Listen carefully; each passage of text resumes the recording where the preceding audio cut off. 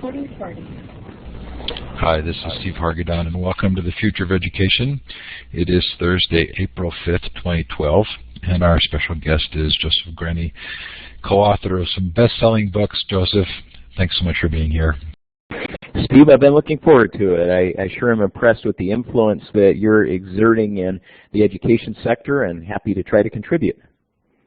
We are bringing you in a little bit from an arena that doesn't normally get discussed at least in the ed tech and the ed reform side, but I'm hoping that this is a positive and we'll be able to have your voice be a little bit more broadly heard.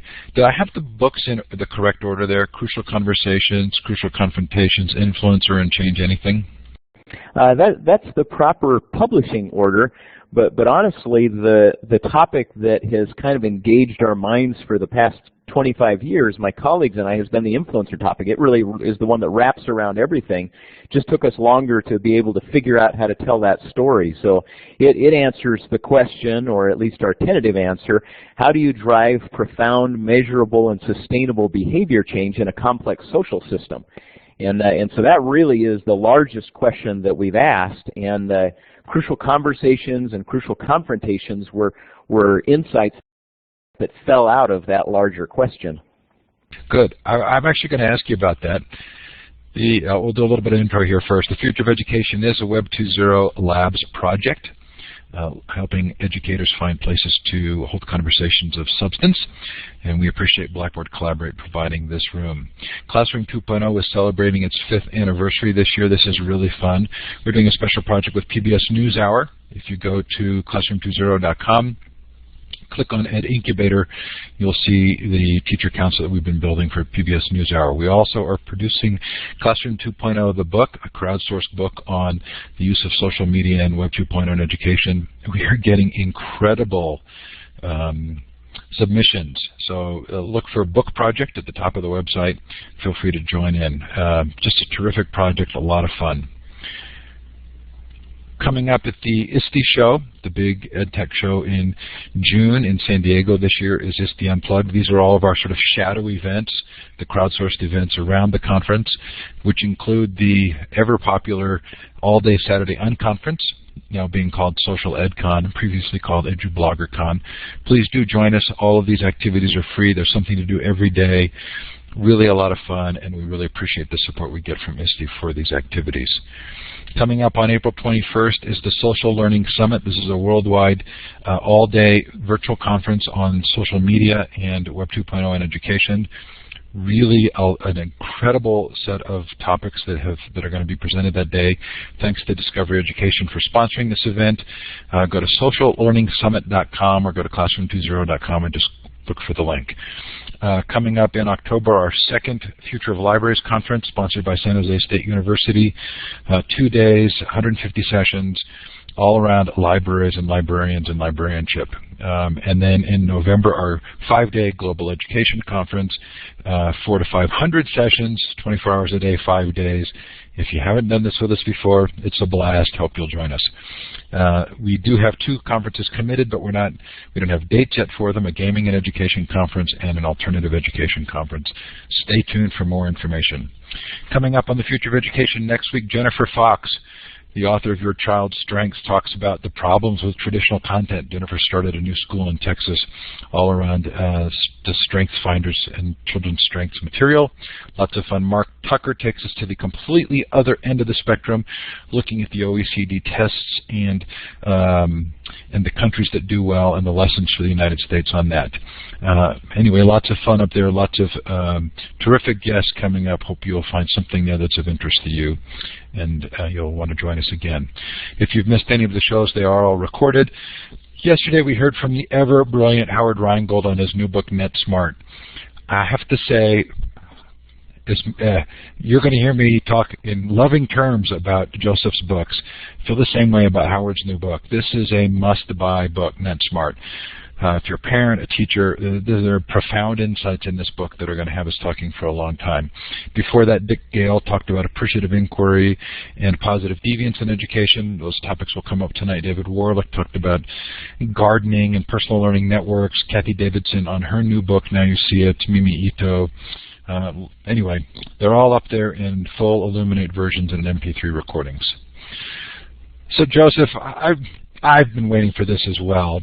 Before we sort of dive into what you started there with the order of the books and their importance, I wanted to talk a little bit about the history here.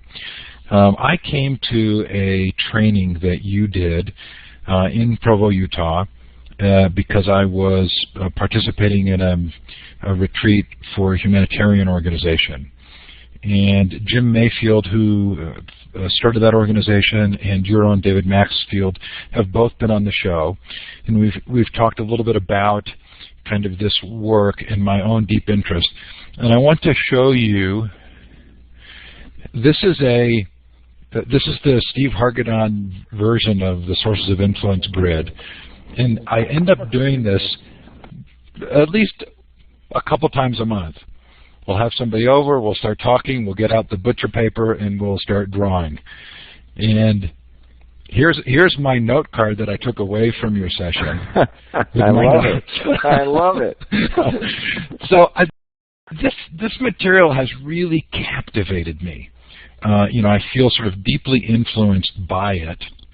And I was interested in kind of the sequence of the books and how they played out, because it felt to me as though the ability to hold a crucial conversation would actually fall into the category of being a vital behavior. Is that a fair way to look at it? Yeah, that's precisely the case. So again, our enduring question has been, how do you create systemic behavior change? And what we found is that one of the greatest barriers to creating change in an organization is undiscussability. That oftentimes a vital behavior that leads to a disproportionate amount of change is just learning how to talk about emotionally and politically risky things in a far more effective way. So that's a subset element of the influencer model, but we began paying an enormous amount of attention to it and trying to study how people do that well, because it was clear that that was a critical element of driving change in a big system. Oh, I used this graphic with David, and he seemed to feel it was okay that I cribbed it off your website or somewhere. But is this still the... Too late now, so have at it. You can sue me. I'll pay you all the revenue from this show. So is this still sort of the basic imagery you use for the influencer model? Yes, it is. It emphasizes that the three things that influencers do that the rest of us tend not to do as well. And so those really answer to why it is when we're trying to drive change, whether it's in an educational system or a corporate system or in society at large, we tend to do it so badly. And the best way to read the model is right to left rather than left to right. So that's really the order in which you design a good influence strategy. So I'm going to leave this up because I spent a whole day with you, and I still had to go home and make all of those notes and really kind of figure things out. And I know that it's easy for me to look at this model now and see the sense in it, but there will be those who watch this and won't have that. So before we kind of drill down on each of these separate pieces, what's the background here? I don't think this happened overnight, right? I mean, no. This is one of those cases of the overnight success being 25 years. Yeah, no, it took at least a weekend. As I said, it's been the enduring question for us, and we really started from an academic perspective in the literature. And as you and I have discussed before, there are a number of scholars that are foundational in our work, but Albert Bandura is probably the central figure in so much of what we've done. He is the father of social learning theory and one of the greatest contributors to cognitive psychology, but really has looked systematically at how you drive wide-scale change as well as individual change. And after careful review of literature, then we started looking around the world and saying, who's out there that's doing it well, that's taking good theory and is implementing it in ways that help them accomplish really remarkable results through behavior change. And so we spent years and years walking the streets of the planet and studying the work of what we called influencers. And then we've attempted to say, could we not just explain after the fact why something worked, but also could we predict in advance when it will and actually implement things? So we've been involved in dozens and dozens of fascinating projects ourselves, trying to design intentional influence strategies, and have seen that there really is a physics to this. This isn't as soft and squishy and unpredictable as a lot of us like to say that it is. When you have a good grounding in theory and apply that to solving a problem, you can have remarkable power and predictiveness in creating real and dramatic change. So I actually want to start with the soft and the squishy, because whenever I bring this material up, I tell the marshmallow story. Because that really this is the story of the kids. I'll let you actually tell the full story. But this story, for me, really helps to kind of enter into a discussion about how much of behavior is kind of pre-coded and inevitable, and how much can actually be influenced. So is the marshmallow story as big for you as it is for me? I think it's a perfect story to illustrate the need for a broader model of behavior. So yeah, so you know, back in the early 60s, Walter Mischel was studying delay of gratification, and many people are familiar with the study. It's a really fun one, and you've probably seen replications of it on videos. Little 4-year-old kids with a marshmallow sitting in front of them, and Mischel said to the kids, "Hey, you can eat that marshmallow if you want, but when I come back in a little while, if it's still there, I'll give you a second marshmallow." So suddenly these kids are in torment, and you can see the agony on their faces, because who would not want 2 marshmallows? It's twice as good as 1 marshmallow.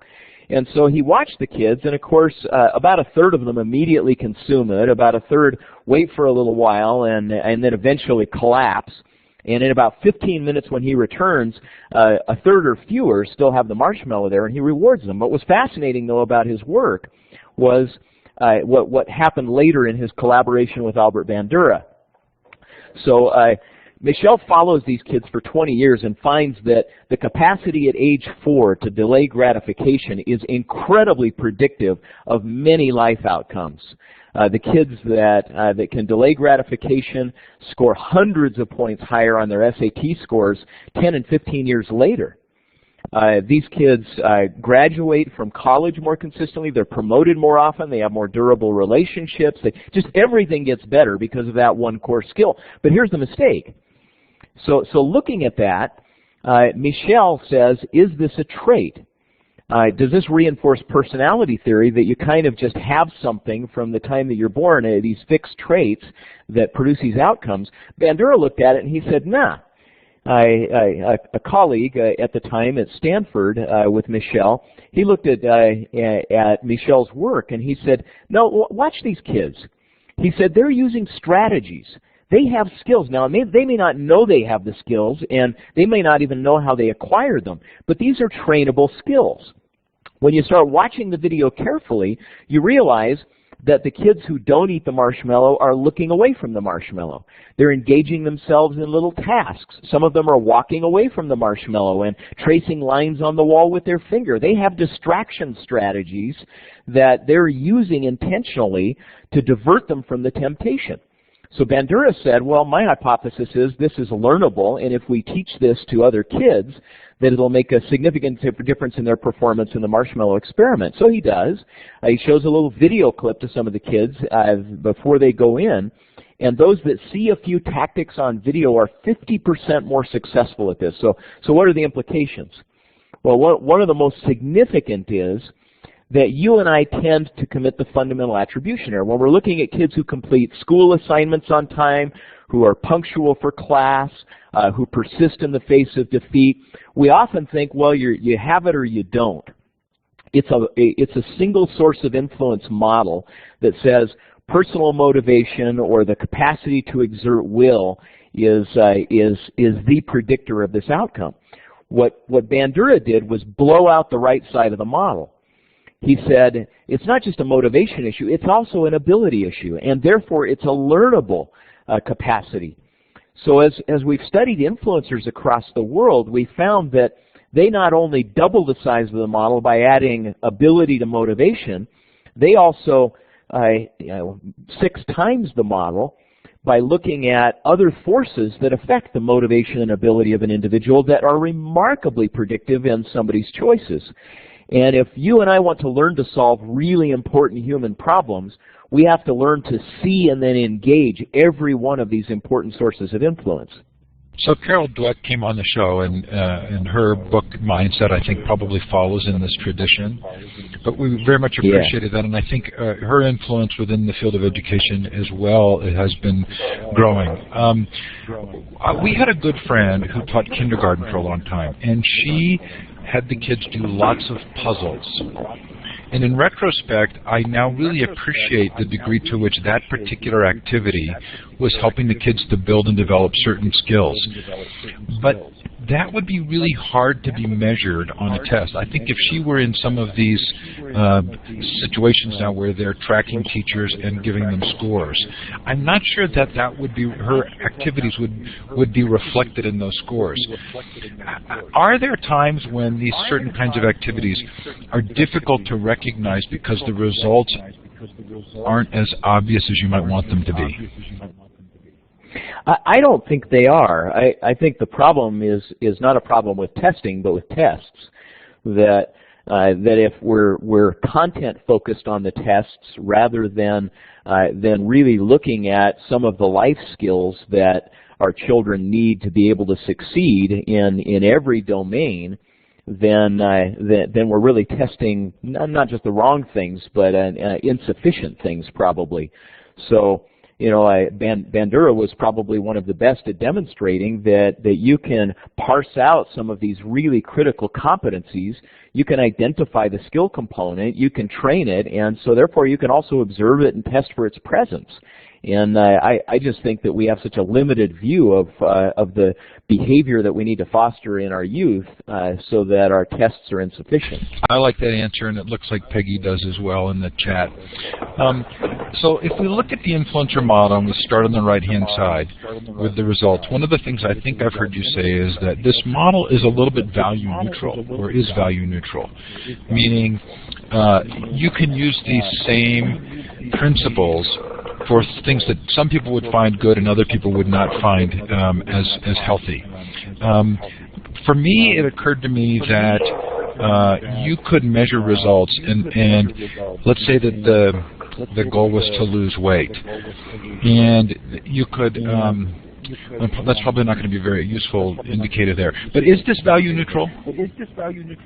Yes, and because of that, it's really important and valuable in both explaining why bad things are happening now, as well as intentionally intervening to make good things happen. So if we want to understand an obesity epidemic in the U.S., for instance, the model will help you understand how we're perfectly organized to create an obesity epidemic. This isn't just about people having insufficient willpower. It's a complex set of influences that really over-determine that outcome. When we use it on poverty alleviation, an interest that you and I share deeply, I know, Steve, you can look at how we've perfectly designed things, maybe unintentionally so, to foster the kind of habits and behaviors that keep people in persistent poverty. So it's helpful both for explaining or creating bad habits and bad outcomes, or for the reverse. So the way the model works is you clarify the results that you're looking for. You then go to try and identify the vital behaviors or positive deviance activities that lead to the results. And then you use these sources of influence that you have studied and have become so valuable in terms of getting to the vital behaviors. I want to jump just a little bit ahead, knowing that this may make more sense in retrospect to those of you who are encountering this for the first time. But it occurred to me that identifying the results and finding the vital behaviors could actually be a part of the influence model if the organization's members participated in it. Typically, do you get to the results and the vital behaviors studying independent of the members, or do you involve the group of people involved in actually determining what those are? Yeah, the process for arriving at answers is one of the most important predictors of the success in implementing those answers. So usually the social system that's going to need to implement the influence strategy is influenced by engaging in the conversations around what results we're trying to achieve and how we will measure that. And then the vital behaviors that disproportionately affect those results. And then finally, the sources of influence that are shaping people's choices today that need to be turned in a different direction. So absolutely, it's critical not just that you get the answers, but that you get them in a way that engages the system. Well, I think we'll end up coming back to that. When David was on the show, he talked about doing work for KIP. And KIP is an organization that many people feel has sort of a mixed bag because of their vision of education is not necessarily the same one that, say, at a big picture school or some of the more progressive schools would employ. But in fact, they have particular issues and problems that the model helps to address. And again, this model can be used independent of your particular viewpoint, but specific to the kinds of things you care about. So let's talk about vital behaviors. I sort of substitute positive deviance as a phrase when I think of vital behaviors. Is that an appropriate substitution, or is there more nuance there? Well, I think positive deviance as a study discipline helps in all three dimensions. So definitely positive deviance is a great methodology for saying what are the vital behaviors. Are there a critical couple or three behaviors that happen in positive deviant communities or systems that explain the difference in outcomes that they have with others? So that's, I think, a useful discipline. But then once you've got a captive positive deviance community, moving to the left on the model and saying, all right, how have they engaged the sources of influence differently is also a really rich opportunity. So let's, can you give us some examples of vital behaviors or positive deviance? They don't have to be from education. It's sort of the famous one is I guess it's the farmers in Vietnam. But what are ones that you use to kind of help people understand what a vital behavior is? Yeah. Let's, if we can start at the right of the model, I'll share a recent experience with you. So I was in Nicaragua just a few weeks ago, and looking at a program that's doing a lot around poverty alleviation. And one of the points I want to make sure we don't gloss over is how critical it is to pick the right results. And so for years, I've been involved with microcredit work around the world, this process of making small loans, particularly to women, to help them expand their own micro businesses and increase income in their families. And silly me, looking at these organizations and saying how many loans are you making is a measure of success, and is loan repayment rate high, that's a measure of success. That's kind of the doctrine that we've been following for the last 10 or 15 years in the microcredit world. So here's this organization in Nicaragua that says, no, that isn't the result we want. The result we want is for somebody's income to go up and their savings to go up. So I look at this organization, and that's where they began. They say some of the things we might do to help you increase your incomes or income or savings are things like training you in entrepreneurial skills or basic business skills or helping you get access to credit. But the result we're after, and the thing we're going to measure every 2 weeks, is what was your income from the last 2 weeks and how much have you saved. That one shift has driven everything else in the model of that organization. The fact that every single employee is focused exclusively on that has driven a mindset that is not about how many loans have we made or what repayment rates have we gotten. And so it's critical that we're clear at the front end. One of the things that KIP has done well is they started with a result a while back saying we want to get kids all the way to college. It's a college prep orientation. Now again, you could quibble with is that the right goal or not, but that was their focus. They've realized more recently that many kids were making it to college, but not through college. And so they've completely rethought the way they measure their results, and their new orientation is through college, not to college. That changes the system. That changes what we emphasize. That pushes on the system to say, are there different vital behaviors? Are there different skills or different capacities or different support that we need to provide so that they're getting all the way across the real finish line?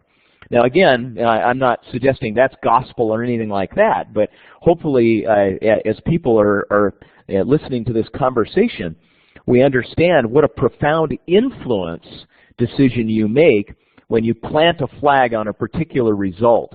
And too many times we gloss over that and we start moving to the left on the model far too quickly, and we end up aiming our resources at the wrong thing. I'm reminded of Deming and of a lot of the total quality movement. Does that factor at all into some of how you think about these results? I'm sure that a lot of the work that Deming did is in the ether, and the whole beginning with Deming and the total quality movement, and then even a lot that's done around Six Sigma today begins by saying, let's get the results right. Let's start outside the organization and not with some internal incestuous metrics, but let's really pick the right result. And the reason we have to do that is because it influences human behavior. The reason you measure things is to influence human behavior. We tend to lose sight of that.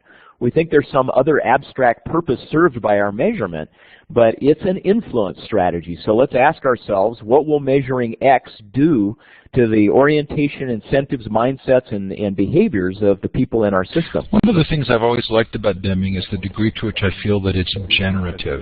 I know there are different definitions for that word, but that the more you teach people about the process, the better they become at actually self-managing and perpetuating the process.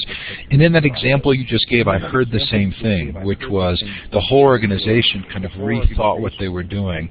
And this is highly transparent. This is not manipulative. This is saying we're going to identify the results that are actually going to drive the best process, and everybody is aware of what you're doing, right? Yes, yeah, that's exactly the case. To the degree it's open and transparent, you have a higher likelihood of it helping drive change in the organization. So one thing I took away from you in the day-long training that was so impactful to me was this idea of, when you look for the vital behaviors, pulling your own organization out of the equation, saying that, not what are we doing or what have we been trying to do, but if we look at the problem that we're trying to solve, who's doing it well, or where is their success, without necessarily thinking about our own circumstance. Did I glean that from a rare moment, or is that something you normally say?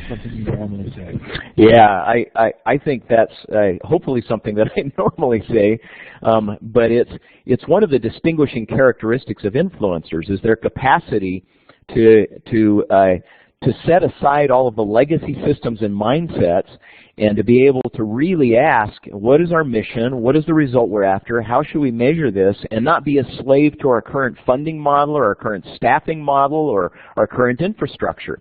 And too many of us get trapped in that, and so we become functional experts but mission failures.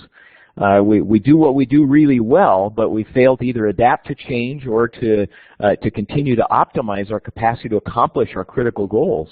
So I think if I were to quote you in full from that day, it was that if you pull yourself out and identify those vital behaviors, sometimes identifying anew what those behaviors are can actually lead you to the end result you want substantially faster and more easily than you thought you could ever get there. Yeah, that's exactly right. And the empowering notion of vital behaviors is that you really don't have to influence 100 things. So you think of a school system, and it's easy to think, gosh, if I made a list of everything a student needs to be able to do, and all of the habits you want them to cultivate for life success, good heavens, I mean, it would die of its own weight. And I think our curricula very often reflects that lack of clarity and lack of capacity to prioritize some of what we're trying to do. It turns out that influencers kind of get it, that even with very complex problems that we're trying to solve, there are usually a couple of behaviors that are the biggest drivers of change. So one of the challenges that we have when we're trying to create a robust influence strategy is really doing the thought work to identify what those behaviors are. So let me take you back to Nicaragua for a moment, and then we can jump into a school system as well. There are two kinds of vital behaviors. Some are content and some are process behaviors. So a content behavior might be, in terms of poverty alleviation, that I save 10% of the income that I bring in every week, even if I have small income. So that's a very specific targeted thing that very directly leads to a better result. But there are process behaviors too, and that's what I found in this organization that's doing such remarkable work in Nicaragua. What they do is they engage all of their clients in a learning process. That every 2 weeks they're stepping back and they're saying, what's going right and wrong in my business, and what will I do to analyze and adjust that this next 2 weeks? So these short-term, these proximal goals, sort of a process assessment of looking at my data from the past 2 weeks, drawing some conclusions, determining what action I'll take over the next 2 weeks, and then repeating that cycle on a regular basis. That's a process behavior. And engaging anybody in that is sort of the core of continuous improvement. And that's what Deming, as you referred to earlier, did with his PDCA cycle, and that's what they're doing down here in this Cause for Hope program as well. So remarkably, is just helping them intentionally engage in that in a thoughtful way, and that causes them to make steady progress economically in their lives. So you look at a school system and you ask the same thing. What are student vital behaviors that would cause students to continue to improve their performance, not just to do well today, but to do better tomorrow than they did today on a regular basis? And that's where the influence strategy needs to focus. So in the case of KIPP, where their determination is they want to measure getting through college, they may find that there are some behaviors that become identifiable that are much more important for getting through college than they were for getting to college? Yeah, and I haven't seen that play out completely, but I suspect there are some adjustments that are taking place on that right now, because the through college pulls on some different kinds of elements. How can you work independently in a social system that you're not comfortable in?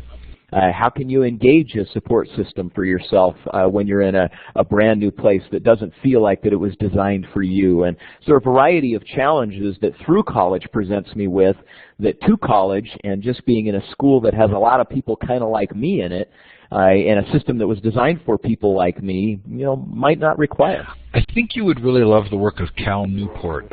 He wrote a book called How to Be a High School Superstar, and what he did is he went to college and interviewed students who had done well getting into the schools they wanted to get into and were succeeding in school. And then, again, in a very sort of dispassionate or stepping back way, said, what can I learn from this that I didn't know and wasn't thinking about related to success in getting into college and then being successful in college? And he calls them relaxed superstars. He discovers that there's a set of character traits where they don't actually do all of the extracurriculars. They do a select few that they really care about. And it's an intriguing look that I think very much sort of fits your influencer model. I have a question about vital behaviors, and maybe this is what I was trying to express earlier about the weight issue that I couldn't finish the sentence. How do you distinguish between successful medicine taking and eating healthy? Meaning, there are going to be times when it looks like the vital behavior is taking the medicine because it actually makes things better, but there is a different level at which healthy eating would be the solution. How does that play out? Yeah, I think probably the problem is usually one click right on the model. So if the vital behaviors are in error, it's probably because the results were articulated wrong. And we've heard the old saw that we often have good definitions of disease but not of health. And so I think if our definition of a result is an absence of symptoms, then that can focus us on a vital behavior like medication compliance. But if you change the definition of the result and we come up with a definition of health that has to do with the capacity of your body to perform in a way that helps you accomplish what's important to you in life, if we can quantify that and measure that, I think it starts driving us in a different direction. We see that in the healthcare world today, where there's a real push, just as there's been with the positive psychology movement, to come up with definitions of health and to try to create accountable care organizations that are producing health, not just the absence of disease. So once again, we're at get the results wrong and the rest of the model is worthless. Yeah, and intriguingly, wrong may almost be a hard word to use in this case. I mean, I think it would be very interesting to look at KIPP's results and think about them in terms of medicine versus health, just because of the broad variety of circumstances we end up talking about in the show. At the same time, I don't want to call KIPP's approach wrong. I would just say it's a different angle, and that they'll get the results identified with the results they've chosen, yeah. I'm not sure I've done a good job articulating that, but it seems to me that right and wrong may be too hard a gradation there. So I want to move to the sources of influence, because I feel like this is sort of the brilliance of how the whole model pulls together. So you've clarified the results, then you've looked for the vital behaviors that get to the results, even if they would surprise you or be different than you thought they were. Then the question is, how do you help people move to the vital behaviors, right? Yes, yeah, that's exactly where you go next. So if you want to play out the KIPP example, one of their vital behaviors, well, two of them are on time every time. So they want the children to learn to consistently show up, be there on time every single time, develop a habit of punctuality, which is sort of an entry behavior. It's illustrative of a lot of what they're trying to do. It sort of gets at deliberate practice and integrity in some ways. And then the second is every assignment every time. That we complete our assignments, that homework is turned in. Now those can sound really rudimentary, but they start pushing on a whole lot of different factors and developing kind of mastery skills and life skills that I think are really what KIPP is after. But if those were your vital behaviors, and we can quibble about whether they should be or not, but if those are your vital behaviors, then you start moving to the left on the model and you ask yourself, all right, if you're in a system now where kids are showing up 60% of the time on time, and assignments are completed 40% of the time, how are we perfectly designed to create that kind of behavior? So let's not blame the kids. Let's figure out how the entire system has been set up for that. You begin on the upper left of the model and look at personal motivation. I'm sure this is an area that you've explored deeply, Steve. But we often think to ourselves, well, how can we get kids to do an unnatural act called completing a homework assignment? And that very question is the problem. We're assuming that there's no possibility that a homework assignment or a worksheet or an activity that I'm engaged in could be personally motivating, could be intrinsically satisfying. And that's one of the root cause problems we've got that has set us up to create behavior that we despair over that's just absolutely unnecessary, because you and I both know that there is nothing more intrinsically satisfying in the world than accomplishing something. But for some reason, we've disconnected the process of learning from a feeling of accomplishment. It feels like tedium. It feels like selling out to an authority figure. It feels meaningless. It feels vacuous. It feels like a sellout. I mean, that's people's experience of homework. It's a check-the-box experience. So one of the things KIPP has tried to do, or anybody trying to solve that vital behavior problem has to do, is think much more carefully about how do we design a learning experience so that it is intrinsically satisfying. And I want you to notice that while we could explore that in rich detail, it's still only 1/6 of the model. And if we did a good job on that first one and did an equal quality job on the other 6, that's why you start seeing what we've seen in our influencer research, that the likelihood of changing behavior doesn't just increase incrementally, it increases exponentially. You literally can over-determine some of the positive, pro-social, healthy behaviors that you're after. But the process is really looking at how have we disengaged that one source of influence and how can we engage it in a far more profound way, not just compensate for it. So I know this is a little long-winded, but let me just finish one thought here if I can.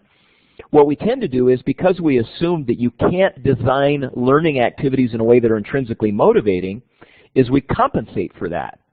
We use social influence. So if you drop down to source 3 on the model, social motivation, we use pressure from teachers or embarrassment in front of the class when I have to report that I didn't complete an assignment. That's a compensatory strategy. And it's not what influencers do. They try to solve the root problem, not just offset it with something else. We also use structural motivation, source 5, to compensate for a lack of personal motivation. We try to say, can we use rewards and grades and incentives, or again, punishments, or ratting you out to your parents in a parent-teacher conference. We try to work around the problem rather than working through it. What good influencers do is say, what's the problem I've got in this single source, and how do I engage that one robustly? So this is where I think, in retrospect, I got lost the day I came to the training. So I'm hoping that my experience will allow us to kind of pull back to the 30,000-foot level, and for me to describe something that may be useful to those who are seeing this for the first time.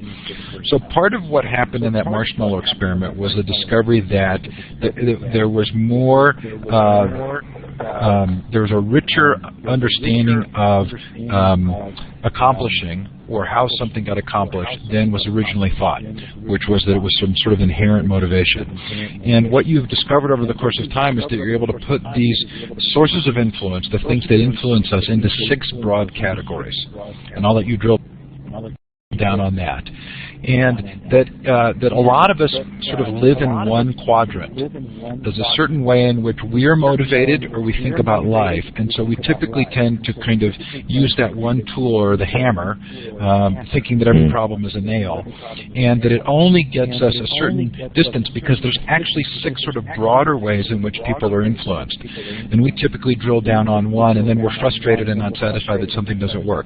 So if you'll indulge me, let's use the example of losing weight. And can you give a brief description of how that would work in each of the 6 quadrants, so that those who are hearing this for the first time can see that, oh, there are 6 different ways that I'm influenced, or that I can help influence somebody in terms of a particular goal they have?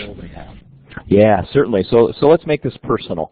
I think I may have shared the example of my neighbor with you when we were together, Steve, that who had a heart attack. And one of the reasons that he had not just his first heart attack, but his 4th heart attack that did substantial damage to his heart, was because he's been unsuccessful at changing his eating habits. Exercises well, but we'll focus for a moment on eating.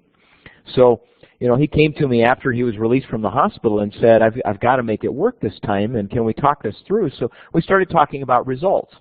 And where does he want to be from a body mass index standpoint, or from a weight standpoint, and blood pressure, and a number of factors that define those results, and how is he going to measure those on a regular basis? And then we started moving to vital behaviors. And one of the best way to find vital behaviors is to look for what we call crucial moments. It turns out that not every moment of the 24-hour day is of equal importance in influencing your outcome. There are just a few moments often in a day or even a week that disproportionately affect outcomes. So you think about those. So I asked my neighbor, let's call him Jim, to think about it. He goes, well, that's easy for me. He says, I do pretty well at breakfast. I'm not a big breakfast eater. He says, you know, daytime, lunchtime, you know, I could do a little bit better, but my big fall down time is between 6 and 8 p.m. He says, I'm stressed out all day long, and I relax in the evening, and the best way to relax is just to gorge myself, and so I snack on unhealthy foods. So notice what's just happened to the problem. I've shrunk it now from this amorphous weight loss goal to some very specific measures, but also now to a very narrow time frame, to 6 to 8 o'clock every day. And that to him starts to feel pretty empowering, that's a problem the size of which I can think about. So then we start saying, all right, what do you have to do? He says, well, I just need to avoid eating unhealthy snacks during that time. And I said, okay, great. Well, let's aim at that. That's your vital behavior, is eat a healthy dinner and then not snack or not eat unhealthy snacks up until the time that you're heading off to bed later on. So now let's move to the left. I want to just very quickly illustrate how every one of these 6 sources of influence is a problem for him, and how this guy can never possibly succeed if he just works on one of them. So personal motivation. The first problem is that there is immense pleasure in stuffing chocolate decadence down your cake hole when you're feeling stressed out. All of us know that. It feels good. And not doing it when you know that piece of chocolate decadence is in the refrigerator doesn't feel good. In fact, it can feel painful to us. It creates anxiety and stress as I'm thinking about this and trying to deny myself of it. And so we have a personal motivation problem. The second problem is a personal ability one. As we saw with the Walter Mischel research, the capacity to delay gratification is a skill. oftentimes the people who have a particular bad habit don't have the skills that those who have the good habit do. But we don't see it as a skill problem, so we don't enumerate and identify those. He was unconscious of calorie consumption, of how much different eating choices were affecting him, but emotional management skills were something he was lacking. Stress management skills were something he was lacking. As many of us know, oftentimes eating is a numbing strategy. It isn't about the food, it's about altering my mood. So a lack of awareness and competence around that is a big deal. So that's just the first two. But now let's look at sources 3 and 4. It turns out that bad habits are almost always a team sport. So there are always people who are enabling and motivating or encouraging either the bad behavior or the good behavior. So you start looking for accomplices. Well, it turns out that unless you're the nutritional gatekeeper in your home, the person that does almost all of the shopping and selects food choices for dinner, unless you're that person, what that means is about 73% of your eating choices are made by somebody else. So who selects the dinner menu? Who does the shopping and puts things in the refrigerator? Who decides what's going to be set out on the counter where it's visible? They encourage and enable some of the habits and choices that you're making. To the degree they model different choices, that has a huge influence. Nick Christophus of Harvard demonstrated that if your friends are overweight, the odds of you becoming overweight go up 60%. And oftentimes it's not because they're handing you donuts. Just the fact that you're around them causes you almost transparently, almost imperceptibly, to redefine in your mind what a normal body looks like. If everybody around you is 40 to 50 pounds overweight, you start feeling like that's a normal body size, even without being conscious of that. So you can play an accomplice role without having an agenda. So we walked through that and said, let's name all the accomplices around you. The people at work and the people at home and the people in your social network. My goodness, it was a populated list by the time he was done. Well, now you look down at sources 5 and 6, and you'll start to realize you got problems there too. Source 5 is the influence of incentives. It turns out that our economy is perfectly organized to incent people to buy bad stuff and not good stuff. And finally, the structural ability. This is the influence of your physical environment, not the people around you, but the physical environment. My neighbor Jim was never more than 8 feet away from an unhealthy snack. Whether it was in his office and stuff sitting around, his assistant who had a bowl full of stuff on her desk, a vending machine that was just a few steps away. He described how they had a ritual at their office, which is more of a social factor, but it became structural because they actually had this giant thing that people brought candy and treats and pastries and other and put them into. They called it the trough.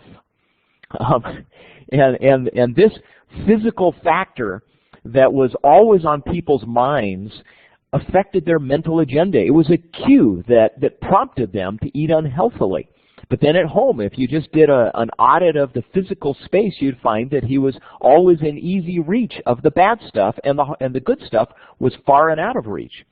So, I know that's a little bit of an extended monologue here, Steve, but I want people to get that whether it's fostering healthy or more effective behavior in students, or poverty alleviation behavior, or eating behavior, when it seems like an intractable habit, it's always because every one of these elements are conspiring in a way that we really don't want them to.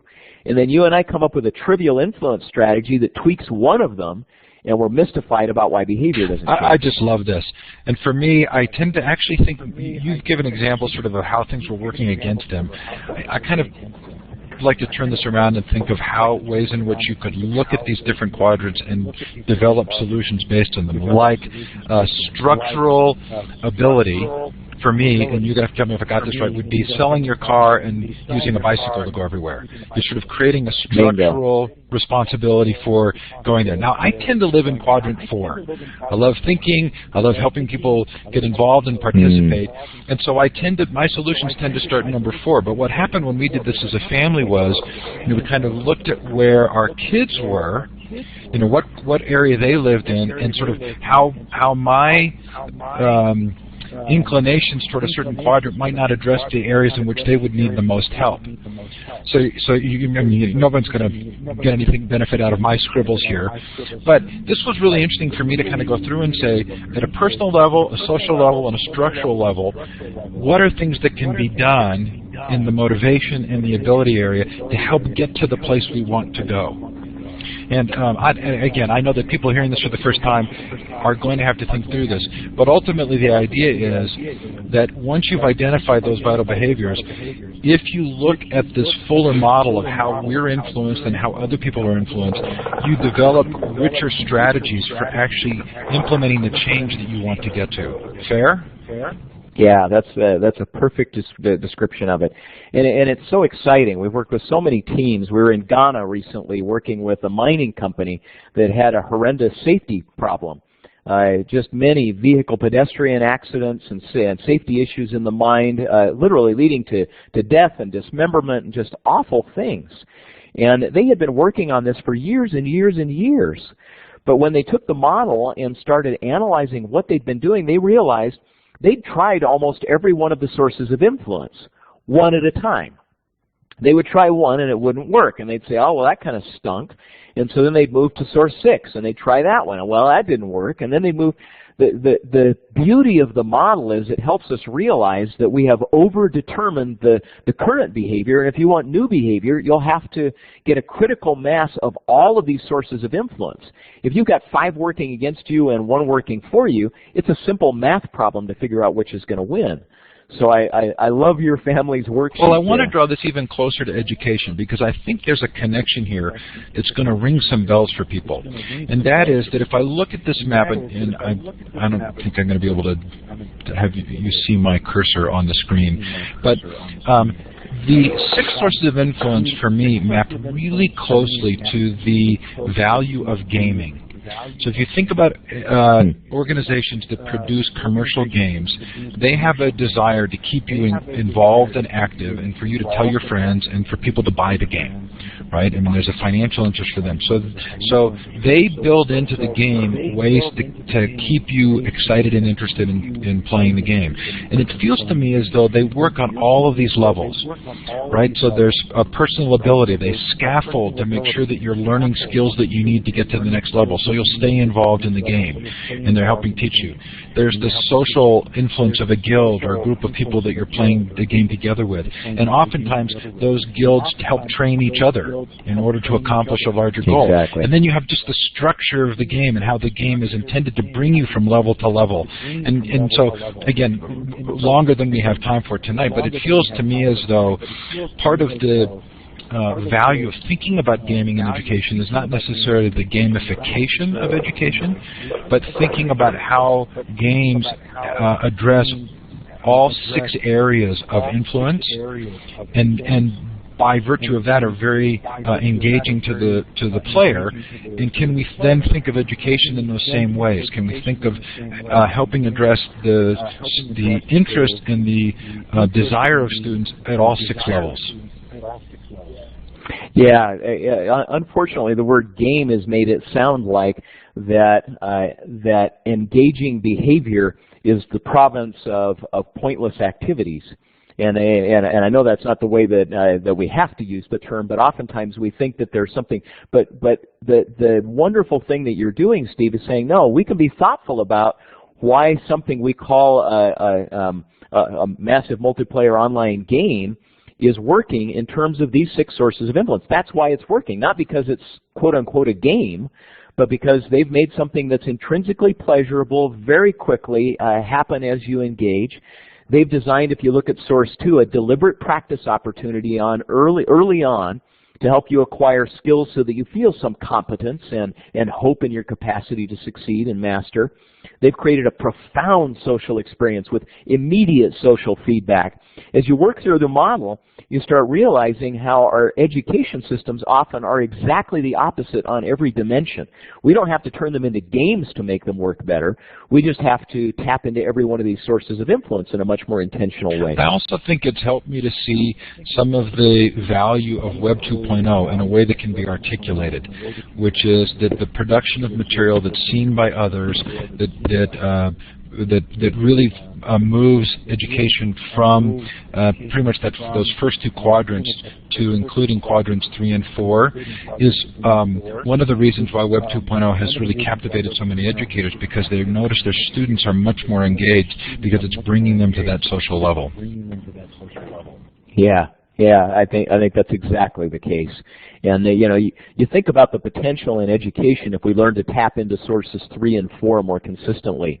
So often what happens is you have the teacher's social influence in the classroom that is trying to influence the students towards some positive vital behaviors, some more productive ones, and then you have everybody else in their social system moving them the opposite direction. We've kind of surrendered the opportunity to figure out the way influencers do. No, how do I get everybody else to be friends instead of accomplices? How do I get the whole social system moving people in a positive direction? And that's the systems that have made this work. They've cracked that nut, among others. So one of the things that we're talking a lot about in education right now in terms of education reform, and this will be our final topic, is the role of narrative. So as you were talking about KIPS sort of making sure people were punctual and on time, that very much falls into kind of the factory model narrative for education. And as we think about that narrative, we realize that it's had an enormous amount of power in terms of defining how we think about schooling. And another narrative would be sort of, versus the factory, would be entrepreneurial. And clearly kids are moving into a world in which some are going to get rewarded in a factory model and others are going to need to be highly entrepreneurial. What's the role of narrative and how does it fit the influencer model? Where does that piece come in? Yeah, well, and first of all, I don't know that the vital behaviors I described from KIP would necessarily have to align with a factory model. I think it's possible in entrepreneurial models to find that vital behaviors like those are critical as well. So I don't know that I'd see as clean a distinction there. But I think you're kind of taking us back to where we began, which is the way we conceive of the model we're trying to create is what will drive our definition of results and success. And that will then profoundly shift potentially the vital behaviors we choose and therefore how we're going to set up the sources of influence to try to lead us in a positive direction. So I think being thoughtful about the narrative model will help us keep out of the type 1 errors that we so often commit in any pursuit. That's fascinating, and I really appreciate you taking us back to that right side of the model, because if we look at the current sort of national narratives around education and the high-stakes testing, it's very hard for people to even grasp what's being done, say, in a place like Finland, that's been leading the world in test scores, but doesn't have the same narrative around testing. So it seems as though you have quite a job there at the results end of kind of drilling down on how you build a narrative around the results to help people buy into them. Yeah, I think that's absolutely the case, and it takes us back to our earlier conversation about, do we define the outcome of education as a list of content competencies, or are there more life competencies that are larger than that if developed well will produce the content competencies and much more beyond that?